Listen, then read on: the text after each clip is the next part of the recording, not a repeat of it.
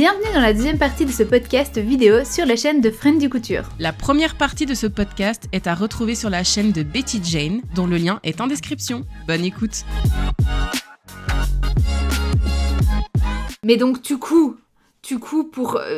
tu ne reproduis pas ce que tu trouves... Ou au début, tu as commencé à produire. Alors, je vais t'expliquer pourquoi, surtout, et c'est là où je rebondis sur mon histoire de déclic quand j'ai regardé Cousu Main, c'est que moi, quand j'allais faire les boutiques, j'étais toujours frustrée. Parce que je trouvais jamais mon bonheur. Je trouvais toujours que c'était trop timide, que c'était pas assez coloré. Les imprimés, alors maintenant c'est la mode de l'imprimé, mais il y a 10 ans, c'était plutôt triste. On trouvait pas des trucs très foufou. Et par exemple, j'ai découvert le wax en faisant de la couture. Parce que des vêtements en wax dans le commerce, il y a eu une mode. Parce que je crois que c'est Stella McCartney qui avait ressorti toute une... en haute couture, qui avait sorti toute une collection à base de wax. Et là, c'est parti dans un délire de l'ethnique. Et après, il y a eu des imprimés wax qui sont sortis.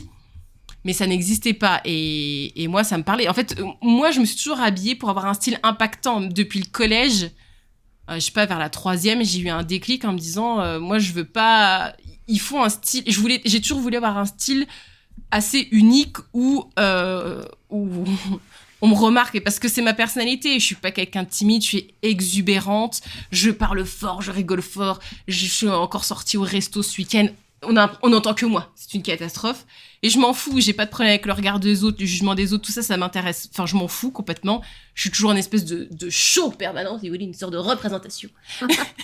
Et moi, j'aime faire rire. Ouais, y a pas de souci là-dessus. Et donc, je trouve que mon style, j'ai besoin qu'il colle à ma personnalité qui est exubérant. Donc, je vais avoir un style haut en couleur, avec des forts imprimés qu'on retrouve pas partout. Et j'étais frustrée dans la mode, il y a une dizaine d'années, dans ce que proposait dans le commerce, parce que je trouvais ça trop sage, trop fade, et ça me ressemblait pas. Et quand j'ai commencé à coudre, moi, je me suis dit, moi, je me souviens de cette sensation où j'ai pété un plomb, vraiment, dans les magasins. Il y avait que Mondial Tissu, c'est pareil à l'époque. Et Mondial Tissu, c'est pareil, en termes de choix de tissu, il y avait quand même pas grand-chose. C'était... De la double gaze. Non, ça n'existait pas, la double gaze. C'est devenu à la mode bien après. Mais par exemple, la viscose, il n'y avait pas énormément de choix. C'était beaucoup de popeline. Moi, la popeline, ça n'a jamais été trop mon truc. Ils faisaient quelques tissus wax. Voilà, c'est tout. C'était pas foufou. Et puis après, j'ai vite acheté en ligne, moi, par exemple. Parce que en ligne, ce qui me plaisait, c'est qu'il y avait plus de choix. Je me suis trompée plein de fois, mais c'est comme ça que j'ai appris à avoir l'œil du tissu pris en photo, de savoir, ça, à mon avis, de lire la compo, tout ça, pour un peu moins me faire avoir. Et il y a 10 ans, moi, je sais que j'ai commencé tout de suite avec Benitex, parce ils sont là depuis très longtemps. Et c'était pas cher, parce que quand tu débutes la couture, ça, je rejoins les gens qui nous ont écrit sous notre dernier podcast. Effectivement, c'est que tu sais pas... Quand tu commences la couture, c'est quand même un gros budget à mettre. T'as pas non plus envie de remettre beaucoup d'argent dans le tissu, parce que tu sais que ça va pas être une grande réussite au début. Enfin, en règle générale, tes premières cousettes sont pas une grande réussite. Donc, quand j'ai découvert ça, franchement, j'étais tellement contente de me dire que je me libérais du choix de ce qu'il y avait en magasin. Moi, j'étais tellement heureuse de ça. C'était un monde des possibles qui s'ouvrait à moi. J'étais trop contente, quoi. De pouvoir mettre de la couleur en hiver, tu vois. C'était un truc de fou. De la couleur en hiver.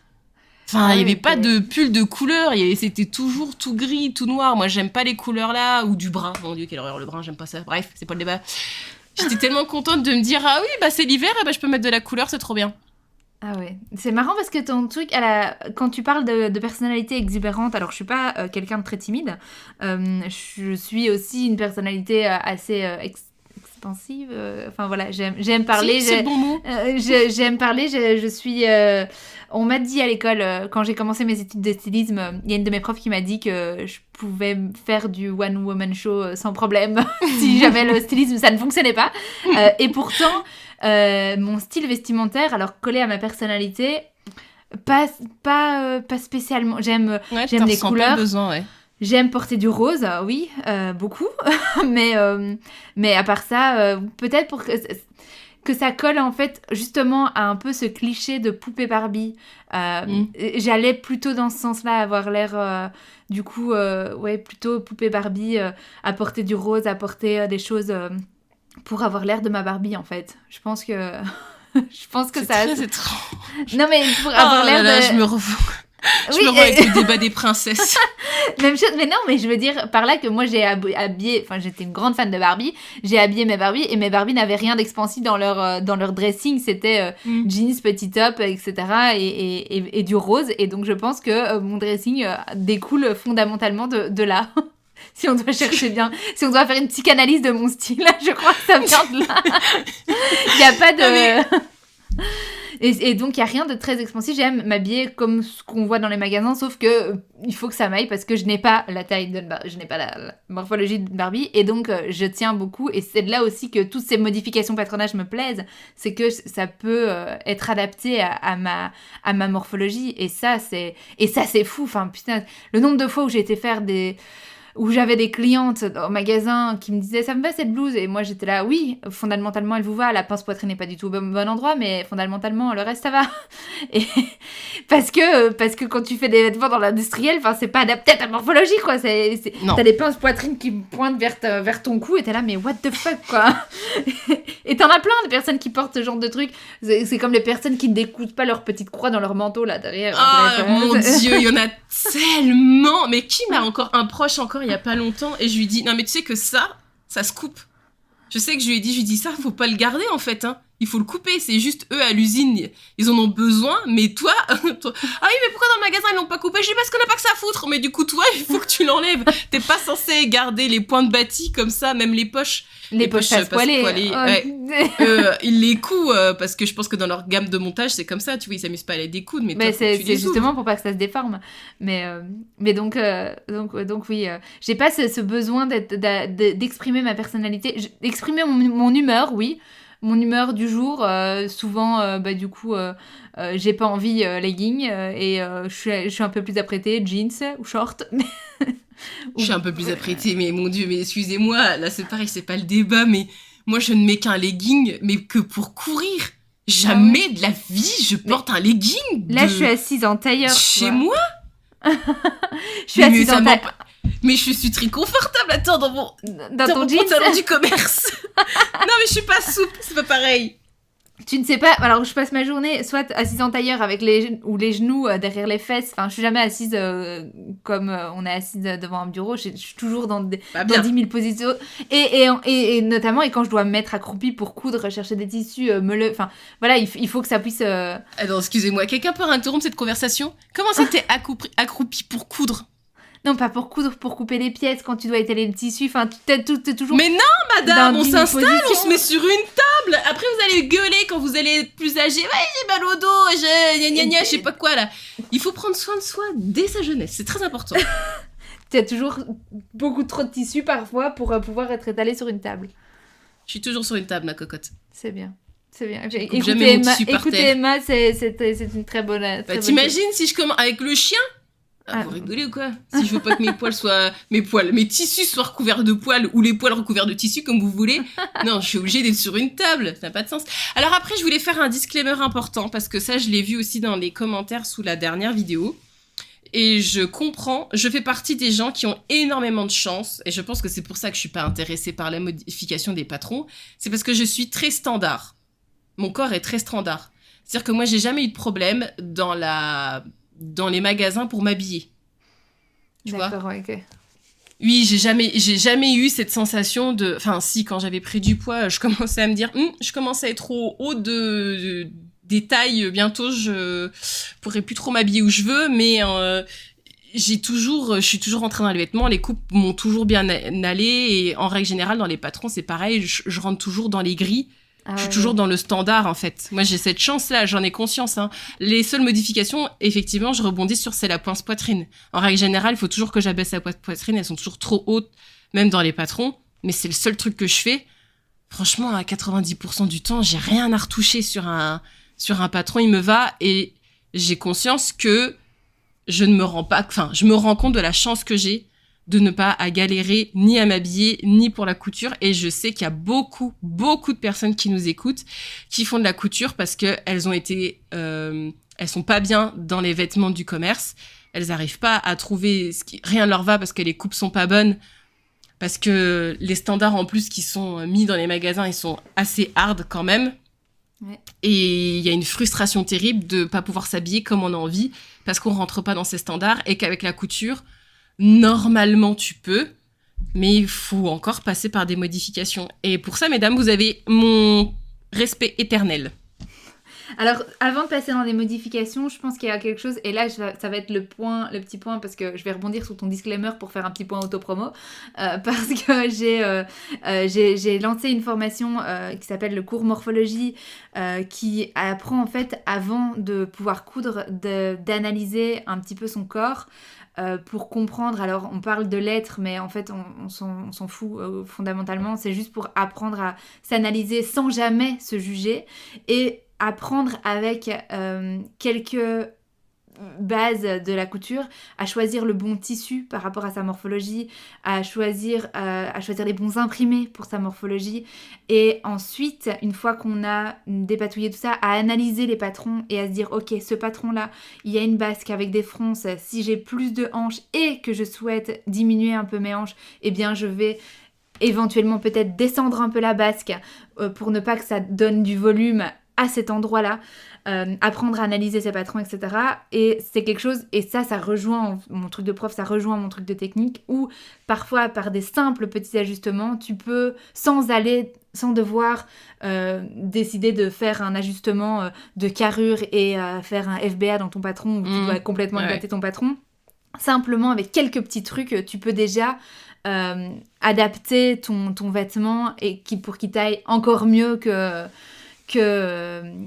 regarder parfois un patron du commerce, et ça aussi ça pourra faire partie dans notre débat, parce que coudre les yeux fermés comme un taureau et puis se dire putain j'ai passé 4-5 heures sur mon truc et ça me va pas, ça me rend folle. Et ça, je m'en suis d'abord aperçue pour moi, parce qu'effectivement je ne rentrais pas dans les tableaux de taille. Moi je fais 100 cm de tour de poitrine, 86 de tour de taille et 110 de tour de hanche. Je te parle de mes anciennes mesures d'avant grossesse. J'ai pris un peu de poitrine récemment, bref. Et rien que là, donc effectivement, je ne rentrais pas dans les tableaux de taille où je devais passer d'un à l'autre. Et ensuite, quand j'ai commencé à donner des cours, où là, j'avais des élèves qui ne rentraient pas dans les tableaux de taille, et du coup, je les guidais en disant, voilà, tu retailles là ton patron, tu retailles un peu là ton patron, etc. Et t'arrives à avoir quelque chose de nickel, ça m'a confortée dans l'idée de, punaise, mais en fait, analyse ton patron avant, et pourquoi du coup, fais-le à fond quand tu n'as pas la chance de faire partie, d'être parfaitement dans le tableau de mesure. Et il y a un truc sur lequel je voudrais rebondir aussi, et ça, je vais essayer de le dire sans émettre aucun jugement, même si ça va être difficile, je vais le dire. Oui, dis-le, je sais pas pourquoi le tourne autour du pot, crache ton truc. Parce que il y a des personnes qui disent voilà, c'est nickel si je vais dans le tableau de taille. Alors, je n'ai jamais remarqué ça sur ton feed d'Instagram. Je ne te vise pas, mais ça m'arrive d'ouvrir Instagram, de voir des influenceuses, des copines influenceuses qui font la promotion d'un patron en disant voilà, il est super ce pantalon, etc. Et ça fait des moustaches, ça tire sur... Ah oui. Et là, je me dis, une petite modification pour fesses plates ou pour fesses rebondies, ça aurait pas été du luxe, quoi. Parce qu'elles se font de la promotion d'un patron, certes, mais le truc tombe pas quand même super bien, quoi. Et donc après, voilà, moi, c'est mon regard alors, ça fait très... voilà, c'est mon regard de professionnel, mais ce que je veux dire par là, c'est de regarder et se dire, bon, après... C'est la manière dont moi j'aurais regardé le modèle en sachant qu'elle l'a cousu. Franchement, si je la croisais dans la rue, je ne remarquerais pas, je ne rebondirais pas là-dessus. Et surtout, si elle se sent bien dans son pantalon et qu'elle est heureuse de l'avoir cousu, il y a que ça qui compte. Donc... Ouais, mais du coup, est-ce que ça rejoint pas le pourquoi tu couds ? Est-ce que elle a ce regard de juste te dire tout ce qu'elle veut, c'est un pantalon dans la couleur et la forme qu'elle aime ? Et que le fait que le fit soit pas ouf, c'est peut-être quelque chose qui n'intéresse pas. Alors que toi, tu te dis quitte à coudre, autant coudre quelque chose qui te va nickel. Ouais. Ouais, t'as raison, mais vraiment, c'est la finalité du truc, parce que quand je vois ce genre de choses sur les réseaux, je me dis, oh là, et puis après, je me dis, bah, en vrai, si elle est contente avec son pantalon, moi, ça va pas changer ma journée, quoi. Si elle fait appel à moi pour ajuster son pantalon, je serai là, mais si ça lui fait plaisir et si elle est heureuse dans son pantalon, qu'elle passe une bonne journée, ben, c'est super pour elle. Ça, tu vois, je le ferai, je pense, avec toi. Je prendrai un truc pour ajuster les pantalons parce qu'effectivement, il y a sur des trucs où je sais que je pourrais être un peu mieux. Oui, mais après, sans forcément avec le truc des moustaches devant, mais je sais que par exemple, les fourches, c'est surtout l'arrière, moi. Je sais qu'il faudrait que je l'agrandisse, que je la rehausse. Ouais, la cambrure, ouais. Voilà. Ça, je sais qu'il faudrait éventuellement que je m'y mette. Mais ça, tu sais faire. Ça, tu fais 2-3 petits... tu t'approfondis tes pinces, souvent. Tu le fais. Oui, bah après, je fais de la bidouille parce que... Tu te souviens pas du short qu'on a cousu ensemble et qu'on a mis un élastique dans le dos? Qu'on a fini par faire ça, c'est vrai. Mais donc, et il y a un truc que je voudrais souligner quand même par rapport à ce podcast de pourquoi tu couds, parce que nous, on a cette chance de parler, et tu l'as mentionné, je ne sais pas si tu l'as mentionné au début, mais on parle de couture de plaisir, on parle de couture, de couture de passion. Il y en a qui cousent juste par l'utilité, pour pouvoir coudre ses ourlets de rideau, pour pouvoir retoucher un peu les vêtements. C'est de la retouche. Bah, en fait, il y a différents... Mais même toi, tu vois, je suis même pas... Toi, t'es à cheval entre les deux. Tu couds pour ton loisir, mais tu couds, c'est parce que c'est ton métier aussi. Ben, oui, par la force des choses, oui. Je couds... Et il y a aussi le truc de... Il y a aussi des personnes qui cousent parce qu'elles font de la retouche, donc c'est leur métier. Ou alors, elles font de la création. C'est aussi leur métier. Mais est-ce que ces personnes-là ont encore envie de coudre pour elles, ou est-ce qu'à un moment donné, bah, quand tu fais trop de quelque chose, quoi qu'il arrive, après, t'as plus envie, t'es un peu écœurée. Mais non, il y en a qui cousent parce qu'elles doivent refaire des ourlets de rideaux, et tu sais, de temps en temps, elles font des petites coutures, quoi. Elles disent des petites coutures, un petit sac à tarte. Oui, j'en connais plein. Et qui ont envie d'aller plus loin, en fait, parce que nous, on s'emballe dans nos techniques de couture, mais qui ont envie d'aller plus loin. Et la question pourquoi tu couds, bah, parfois, bah, parce que j'ai commencé à faire des ourlets de rideaux, et puis je me suis dit que, en fait, faire un petit pochon, ce serait pas mal, et puis tu prends goût au truc. Mais la question pourquoi tu couds, toi, t'as de l'histoire de style, moi j'ai une histoire d'école de technique, il y en a qui peuvent se dire parce que le Covid est arrivé et que... Il y en a beaucoup qui... Je sais qu'il y en a plein parmi les personnes qui nous écoutent qui ont commencé à coudre par nécessité parce qu'il y avait une pénurie de masques et qu'il fallait coudre des masques. Ouais. Et elles ont découvert la couture comme ça. Après, il y en a qui ont continué, il y en a qui ont arrêté quand la vie a repris parce que la couture, ça prend du temps, c'est de l'argent. Il faut vraiment que ce soit un truc qui t'apporte beaucoup de choses pour que tu continues. Et puis après... Ouais, non, pourquoi tu couds? Enfin, il y a 1000 réponses à cette question-là. C'est ça qui est hyper intéressant. C'est que chaque personne va pouvoir avoir... ça apporte, comme tout loisir, comme toute passion, ça répond à quelque chose en toi. Il y a aussi coudre pour la créativité, en fait. Le fait de créer. Le fait de dire, moi, je trouve ça magique, Caro. Je sais pas si tu te rends compte qu'on part d'un tissu et on arrive à en faire un vêtement. Ouais, c'est ouf, peu importe ton niveau de couture. Même si t'as pas un niveau de fou, mais rien que de dire tu pars d'un tissu et tu fais un tote bag, je veux dire, il y a déjà pas beaucoup de personnes qui sont capables de faire ça. C'est vrai. Ça apporte aussi une certaine... il y a un point sur lequel on se rejoignait toutes les deux sur notre couture en 3 mots, c'est la déconnexion. Ça fait une méditation un peu active où t'es en fait dans ton univers. Ouais, t'es dans ta bulle. T'es dans ta bulle et en fait c'est du temps pour toi. Oui, c'est ça. C'est vraiment juste ok pour moi et pour mon style après. Mais en fait, fondamentalement, que ce soit pour toi, pour ton style après ou pour moi sur le moment T, parce que moi, c'est vraiment sur le moment T, je m'arrêterai pas de faire des modifications patronage pour... parce que voilà, je suis dans mon truc et puis après, il y a des patrons que j'ai faits et j'ai juste fait les patrons. Enfin, il y a plein de trucs, j'ai juste modifié les patrons et puis j'ai pas été plus loin. Mais... En fait, les en cours, il faudrait que je les compte combien j'en ai. Vraiment, moi, c'est indécent dans l'autre sens. Je suis intéressée par ça. Pour que tu comptes ton nombre d'encours. En vrai, les lives, parce que je donne des lives du coup sur Twitch, d'ailleurs, tu m'y rejoindras avec plaisir. Ah oui, bien sûr. Oui. Eh bien, les lives du mardi, ils ont à la base été lancés pour ça. Je me suis dit, je vais lancer 1 heure de live le mardi sur Twitch pour pouvoir, et je vais coudre en même temps, mais en cours. C'était le but. Après, on a un peu dévié sur le truc parce qu'aujourd'hui, j'ai monté des modifications patronage, mais bref, c'était parce qu'il y a une envie derrière quand même de terminer, de me dire c'est très triste que ces vêtements soient dans. Mais en fait, t'es pas mieux que moi, toi. Tu me fais engueuler. Mais au final, toi, c'est pas mieux parce que moi, au moins, je couds beaucoup, mais au moins, je vais au bout du truc et je les porte. Mais toi, c'est-à-dire que tu fais chier quand même. T'as quand même tout ton truc là. Oui, on a fabriqué un tissu. Et nanana. Mais t'es pas mieux que moi, tu le finis même pas. Il est même pas valorisé, ce pauvre tissu qui a été sacrifié. Alors, je couds moins que toi, parce que franchement, tu couds beaucoup. Mais effectivement, c'est très triste qu'il soit dans les caisses. C'est très, très, très triste. Mais mon plaisir n'est pas de le terminer, vraiment. Parce que on parle de bien d'écologie, en fait, mais en fait, tout repose sur mon plaisir fondamental qui est de coudre, mais pas d'avoir ma pièce terminée. C'est juste, voilà. C'est juste la réflexion du début, quoi. Et les trucs chiants. Il y a une vérité derrière aussi, c'est que c'est cool d'avoir un univers dans lequel t'es doué, où tu te sens... Ah, ça, ça tombe bien que tu dises ça, c'est ça ce que je voulais dire tout à l'heure, c'est surtout, je pense que ça nous redonne confiance en nous, et coudre, c'est vachement valorisant. Quand Bon, alors des fois, quand t'enchaînes les cousettes, c'est un échec, t'as envie de chialer, t'as envie de tout brûler.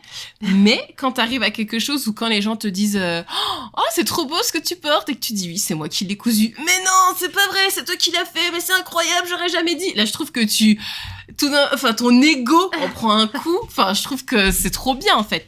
C'est hyper valorisant de dire « J'arrive à faire quelque chose de concret. » Moi, je trouve que c'est top aussi, ça. Alors, oui. Et... Qu'est-ce qu'elle va me rajouter? Mais tu vois la blouse que j'ai réalisée, que j'adore, vraiment je suis trop contente de l'avoir fait, cette blouse Anouette que j'ai réalisée cette semaine, que j'ai vue à la famille ce week-end. Eh bien, il y a une personne qui m'a complimenté dessus parce que bon, je suis prof, donc ça se sait dans la famille. On m'a dit « Oh, c'est beau, c'est toi qui l'as cousu !» Donc déjà dans le truc, tu dis oui, oh waouh. Et c'était la petite mamie du groupe, tu vois. Il y a personne d'autre. Et donc là, ça revient un truc genre un peu vexant où t'es là. Ok, et David m'a dit quand même « Oh, t'es prête à aller à un festival médiéval, c'est super moche ton truc. » Donc, il y a un truc de valorisant, et puis parfois, t'es là, il y a que moi qui l'aime bien.